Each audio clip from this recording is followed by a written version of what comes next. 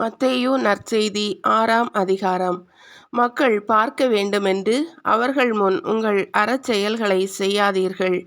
இதை குறித்து நீங்கள் எச்சரிக்கையாயிருங்கள். இல்லையென்றால் உங்கள் விண்ணக தந்தையிடமிருந்து உங்களுக்கு கைமாறு கிடைக்காது.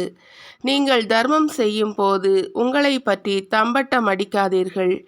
வெளிவேடக்காரர் மக்கள் புகழ வேண்டுமென்று தொழுகை கூடங்களிலும் சந்துகளிலும் நின்று அவ்வாறு செய்வர். அவர்கள் தங்களுக்குரிய கைமாறு பெற்றுவிட்டார்கள் என உறுதியாக உங்களுக்கு சொல்கிறேன். நீங்கள் தர்மம் செய்யும் போது உங்கள் வலக்கை செய்வது இடக்கைக்கு தெரியாதிருக்கட்டும். அப்பொழுது நீங்கள் செய்யும் தர்மம் மறைவாயிருக்கும். மறைவாய் உள்ளதை காணும் உங்கள் தந்தையும் உங்களுக்கு கைமாறு அளிப்பார். நீங்கள் இறைவனிடம் வேண்டும் பொழுது வெளிவேடக்காரரைப் போல இருக்க வேண்டாம். அவர்கள் தொழுகை கூடங்களிலும் வீதியோரங்களிலும் நின்று கொண்டு மக்கள் பார்க்க வேண்டுமென இறைவேண்டல் செய்ய விரும்புகிறார்கள். அவர்கள் தங்களுக்குரிய கைமாறு பெற்றுவிட்டார்கள் என உறுதியாக உங்களுக்கு சொல்கிறேன். ஆனால் நீங்கள் இறைவனிடம் வேண்டும் பொழுது உங்கள் உள்ளறைக்கு சென்று கதவை அடைத்து கொண்டு மறைவாய் உள்ள உங்கள் தந்தையை நோக்கி வேண்டுங்கள். மறைவாய் உள்ளதை காணும் உங்கள் தந்தையும் உங்களுக்கு கைமாறு அளிப்பார். மேலும் நீங்கள் இறைவனிடம் வேண்டும் பொழுது பிற இனத்தவரைப் போல பிதற்ற வேண்டாம். மிகுதியான சொற்களை அடுக்கிக் கொண்டே போவதால் தங்கள் வேண்டுதல் கேட்கப்படும் என அவர்கள் நினைக்கிறார்கள். நீங்கள் அவர்களைப் போல் இருக்க வேண்டாம். ஏனெனில் நீங்கள் கேட்கும் முன்னரே உங்கள் தேவையை உங்கள் தந்தை அறிந்திருக்கிறார். ஆகவே நீங்கள் இவ்வாறு இறைவனிடம் வேண்டுங்கள். விண்ணுலகில் இருக்கிற எங்கள் அன்பு தந்தையே, உமது பெயர் தூயதென போற்றப் பெறுக. உமது ஆட்சி வருக.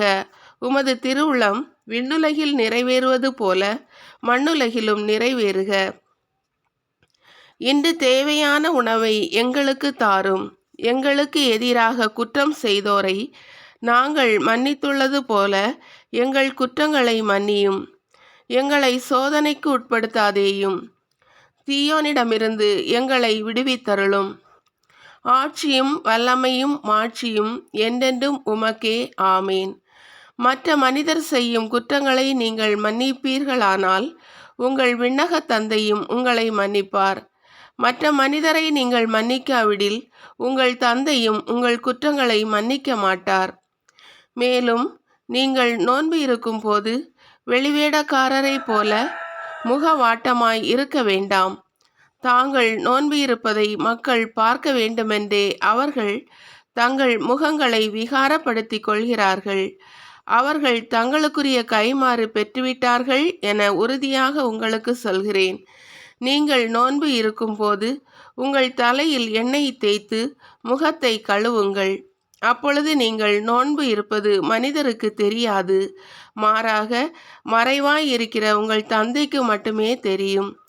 மறைவாய் உள்ளதை காணும் உங்கள் தந்தையும் உங்களுக்கு ஏற்ற கைமாறு அளிப்பார். மண்ணுலகில் உங்களுக்கென செல்வத்தை சேர்த்து வைக்க வேண்டாம். இங்கே பூச்சியும் துருவும் அழித்துவிடும். திருடரும் அதை கன்னமிட்டு திருடுவர். ஆனால் விண்ணுலகில் உங்கள் செல்வத்தை சேர்த்து வையுங்கள். அங்கே பூச்சியோ துருவோ அழிப்பதில்லை. திருடரும் கன்னமிட்டு திருடுவதில்லை. உங்கள் செல்வம் எங்கு உள்ளதோ அங்கே உங்கள் உள்ளமும் இருக்கும். கண்தான் உடலுக்கு விளக்கு. கண் நலமாயிருந்தால் உங்கள் உடல் முழுவதும் ஒளி பெற்றிருக்கும். அது கெட்டு போனால் உங்கள் உடல் முழுவதும் இருளாயிருக்கும்.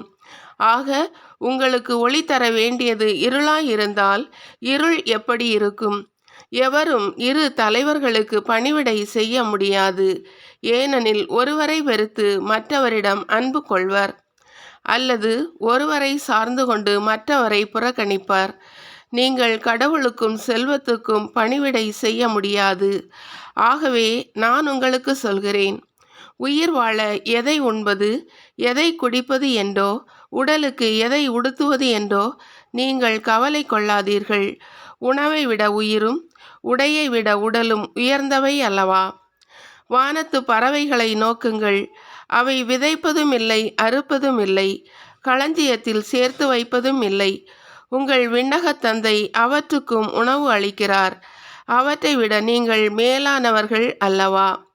கவலைப்படுவதால் உங்களில் எவர் தமது உயரத்தோடு ஒரு முழம் கூட்ட முடியும்? உடைக்காக நீங்கள் ஏன் கவலைப்படுகிறீர்கள்? காட்டு மலர் செடிகள் எப்படி வளர்கின்றன என கவனியுங்கள். அவை உழைப்பதுமில்லை, நூற்பதுமில்லை. ஆனால் சாலமோன் கூட தம் மேன்மையிலெல்லாம் அவற்றில் ஒன்றை போலவும் அணிந்திருந்ததில்லை என நான் உங்களுக்கு சொல்கிறேன். நம்பிக்கை குன்றியவர்களே, இன்றைக்கு இருந்து நாளைக்கு அடுப்பில் எரியப்படும் காட்டு புல்லுக்கு கடவுள் இவ்வாறு அணி செய்கிறார் என்றால் உங்களுக்கு இன்னும் அதிகமாய் செய்ய மாட்டாரா? ஆகவே எதை உண்போம், எதை குடிப்போம், எதை அணிவோம் என கவலை கொள்ளாதீர்கள். ஏனெனில் பிற இனத்தவரே இவற்றையெல்லாம் நாடுவர். உங்களுக்கு இவையாவும் தேவை என உங்கள் விண்ணகத் தந்தைக்கு தெரியும்.